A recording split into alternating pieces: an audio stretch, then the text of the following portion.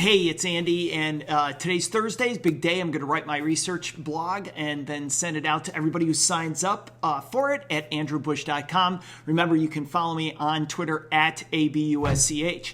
So a lot of stuff going on this week, and today's no different.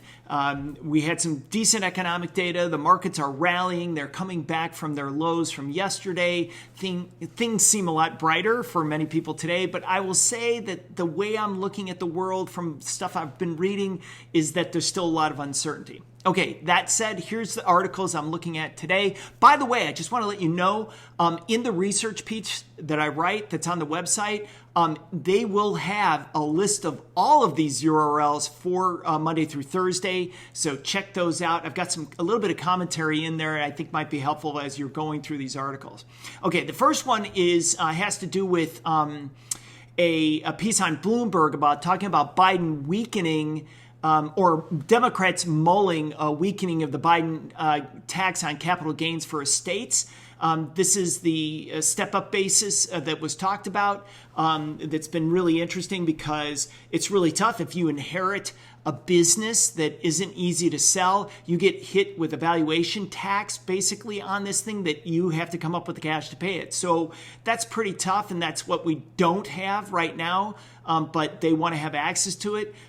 Capital gains changes are accounting for about $350 billion over 10 years under the Biden plan. This discussion in this article talks about changing that, but also it highlights something that we're going to keep an eye on coming up, which is apparently the Green Book from the U.S. Treasury detailing all of these tax changes. So you're going to want to keep an eye on that for sure. The next thing I was looking at was, and Yahoo has a nice daily newsletter on their finance side. If you want to get a chance to check that out, but they have a story about apparel sales that are just exploding right now, which I think it's kind of interesting that so many people are wanting to go out and buy things. Maybe it's because they're anticipating going back to work and are tired of wearing like yoga pants every day and that need to start dressing up for the office. I don't know, but that's what's out there. So that's a good article, and I included it today.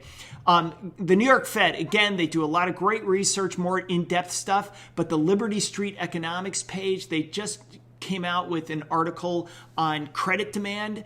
And what's really interesting about this article is it shows that consumers have less credit card demand, but mortgage refinancing demand has gone straight up. And that dovetails and fits really nicely into that story of why housing is booming, why lending to housing is booming, and why housing prices have gone up so significantly. So I include that as one of the URLs that's in there.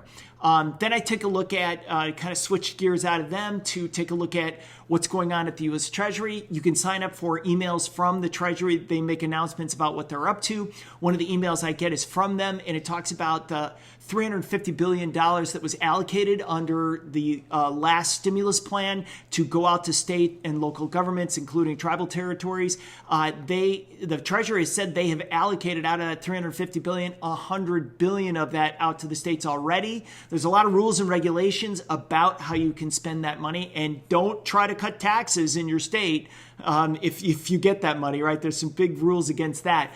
But it's only $100 billion of the $350 billion. That means $250 billion is left to send out and get spent. So that's more stimulus coming down the pike, but it's something interesting to keep an eye on. And then lastly, this is a really interesting group for foot traffic and data from that. It's a group called PlacerAI. I really like them. They put out a blog that you can get for free, so you may want to check that out. But it's really just interesting to see, where consumers are going physically and where they're traveling to. So it talked about an important month for April for the recovery in retail spending, but also the foot traffic that's occurred into those stores. And there's been a really strong pace for Q1 because of that. And here's the key language. These brands will be tested to see if 2020's success was lightning in a bottle moment or the beginning of a much larger and ongoing trend. So you want to check that out with Placer.ai. Again, I'm Andy Bush. Sign up for these YouTube videos below if you want. That would be awesome. You can also go to my website, andrewbush.com, click on the research page and sign up for the newsletter. And of course, you can follow me on Twitter at ABUSCH. And that's it for me this week. Thanks for watching.